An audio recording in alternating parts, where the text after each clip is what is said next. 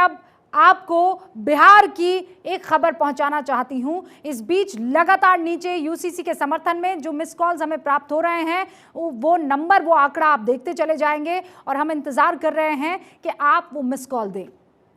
बिहार के मुख्यमंत्री नीतीश कुमार से अब मैं बात करूंगी इस बीच, क्योंकि जरूरी है। क्या वो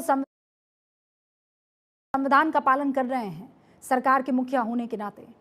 नीतीश बाबू, आप तो सुशासन का सबसे बड़ा चेहरा होने का दावा करते हैं।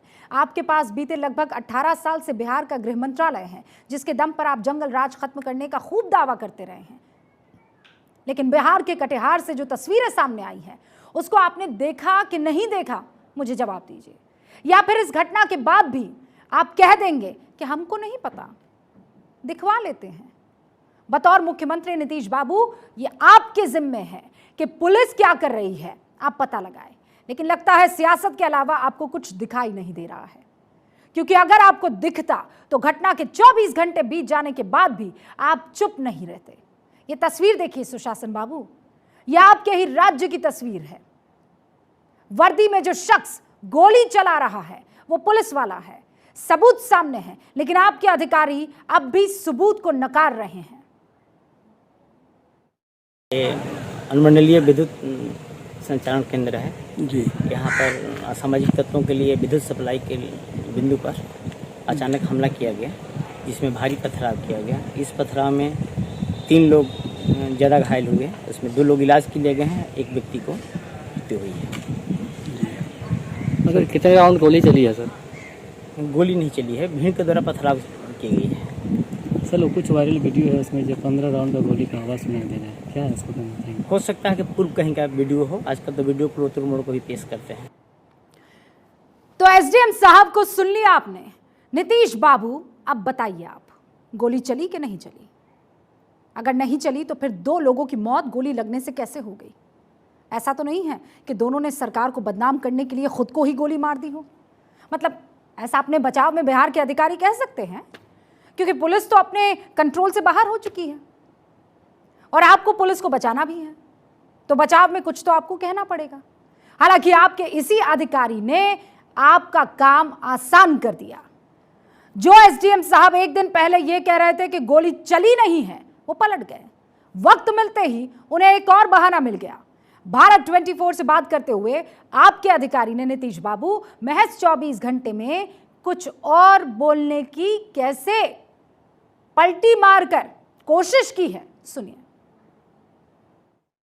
देखिए, आपके लिए ही हम आए हैं और आपका बयान आपको कटघरे में खड़ा कर रहा है।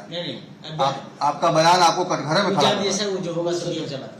नहीं, आपने कह दिया गोली नहीं चली। गोली क्या नहीं चली थी? क्या थी? आपने कहा भीड़ की गोली थी ना, पुलिस की गोली की बात की जा रही थी ना। पुलिस ने गोली नहीं चलाई थी। भीड़ में से गोली चली तो भीड़ की गोली से भीड़ घायल हो गई। भीड़ के लोग भीड़ में किन्हें गोली चलाया? भीड़ के लोग ही। एक मिनट बात करिए, आप ही के लिए आए हैं सर। वाह, मतलब 24 घंटे के भीतर आपके अधिकारी ने आपको बचाव का मौका दे दिया। मैं आपको दोनों बयान एक साथ भी सुना देती हूं ताकि कंफ्यूजन का कोई रास्ता ही ना बचे।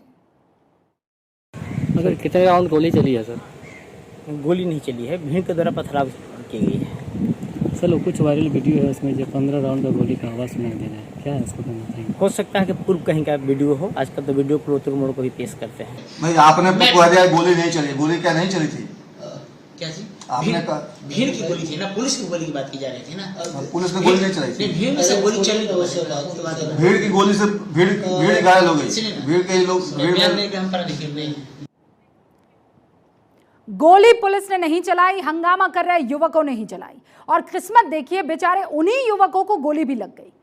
2 लोगों की जान चली गई, एक युवक घायल हो गया। और ये सब के सब उसी भीड़ का हिस्सा थे जिन्होंने आपके अधिकारी के मुताबिक पुलिस पर गोली चलाई। एसडीएम साहब के बयान से थोड़ा कंफ्यूज हो गई हूं। मैं सोच रही हूं कि आखिर भीड़ की गोली से उसी भीड़ में शामिल 2 लोगों की मौत कैसे हो जाती है?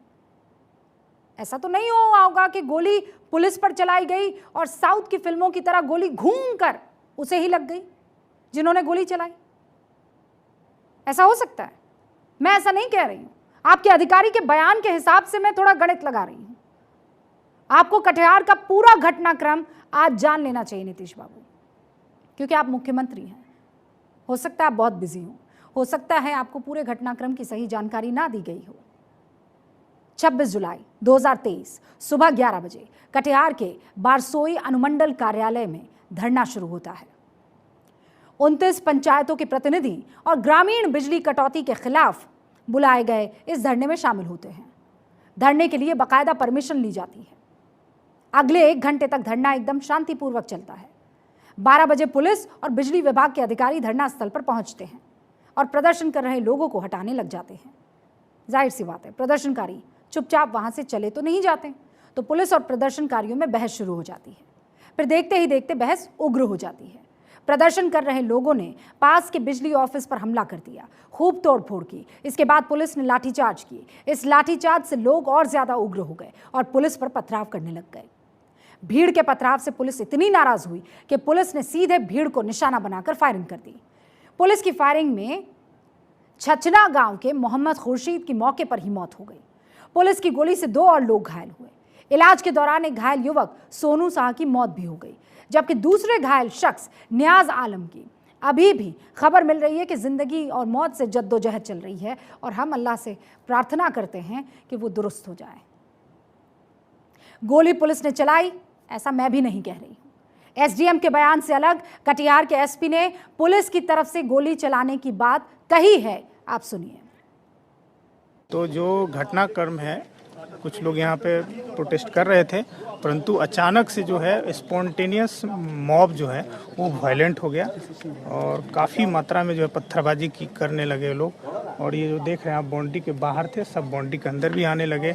एसडीओ एसडीपीओ जो सीनियर पदाधिकारी हैं वो सभी लोग यहाँ पे आए। उन लोगों को भी जो है ये रूम में जो है एक तरह से बंधक की तरफ बनाया गया। तो आत्मरक्षात्मक में जो है कुछ प्रशासन के द्वारा जो है फायरिंग की गई है।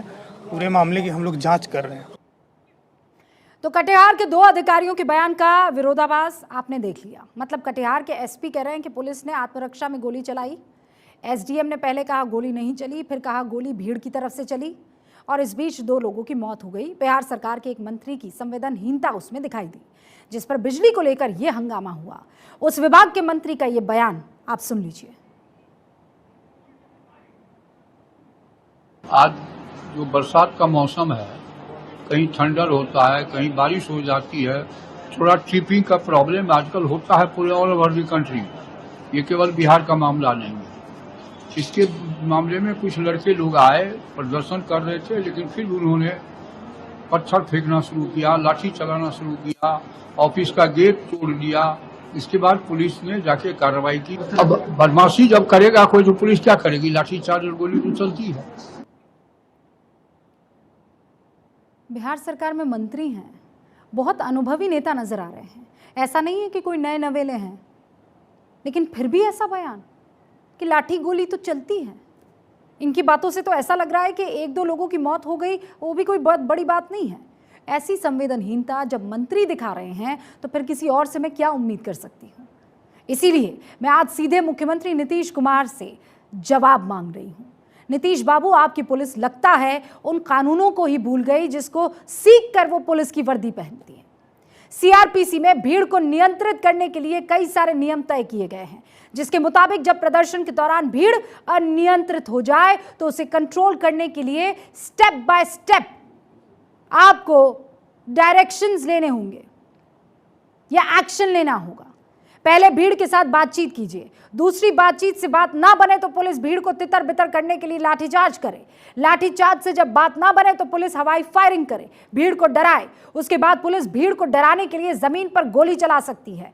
इसके बाद भी हालात संभले ना, तब भीड़ में शामिल लोगों के पैरों को निशाना बनाकर घुटने के नीचे गोली चलाई जा सकती है। लेकिन कटिहार गोलीकांड में बिहार पुलिस ने ऐसे किसी भी नियम को क्या माना? पुलिस ने लाठीचार्ज के बाद सीधे पॉइंट ब्लैंक रेंज से भीड़ पर गोली चलाई। मारे गए युवक मोहम्मद खुर्शीद की तो सिर पर गोली लगी है। यह तस्वीर कल से सोशल मीडिया पर शेयर की जा रही है। मैंने खुद उस तस्वीर को देखा है, जिसे ब्लर करके टीवी स्क्रीन पर आपको दिखा रही हूं। सुशासन बाबू, आज आपको जवाब देना होगा कि आखिर आपकी पुलिस इतनी बर्बरता कैसे दिखा सकती है? ना नियमों को मानना, ना इंसानियत को। बस जहां मौका मिला कहीं गोली चला दो, कहीं लाठी चला दो। क्या पुलिस इतनी बेलगाम हो गई है कि उसे इंसान की जिंदगी की कोई परवाह नहीं है? मोहम्मद खुर्शीद की जान की कीमत बिहार पुलिस को क्या नहीं पता होगी? और नहीं पता है तो उसकी मां से जाकर पूछिए आज वो किस दर्द से गुजर रही है।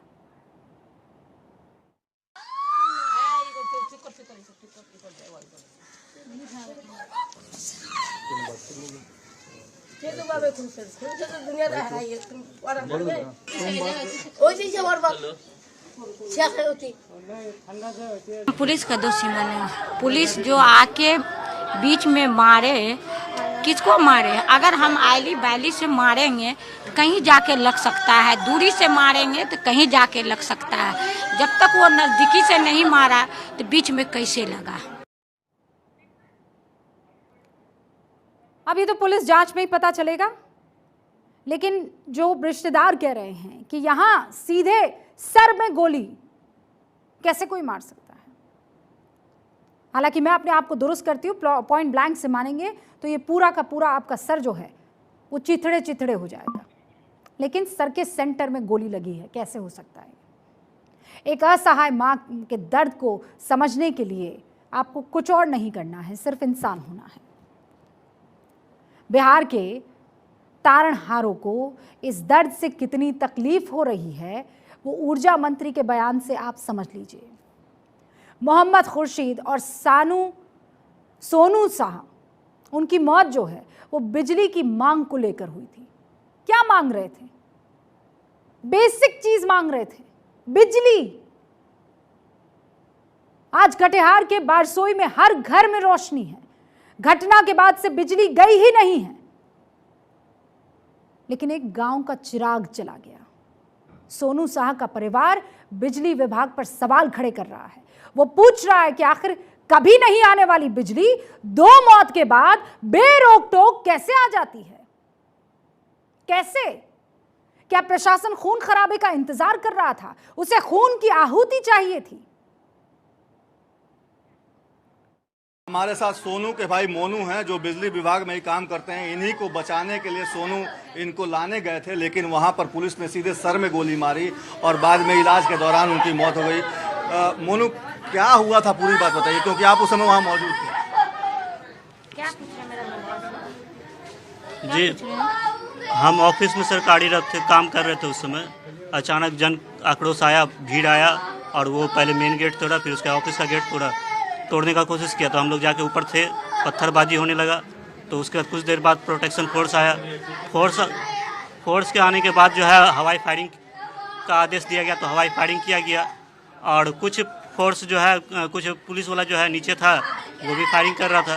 इसी दौरान जो है मेरा भाई जो हमको लेने गया हुआ था, उसको हम ही बुलाए थे कि ठीक है तुम आ जाओ, कहीं रास्ता मिलेगा तो आ जाएंगे हम।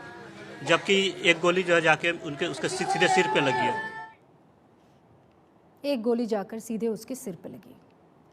नीतीश बाबू, जो पत्थरबाजी करते हैं उनके खिलाफ मैं अक्सर बोलती हूँ। जो लॉ एंड ऑर्डर को बिगाड़ने की कोशिश करते हैं प्रोटेस्ट के नाम पर, मैं उनके खिलाफ बोलती हूँ। लेकिन ये जो प्रोटेस्टर्स इस वक्त आपको नज़र आ रहे हैं, वो आपसे क्या मांग कर रहे थे? बिजली की।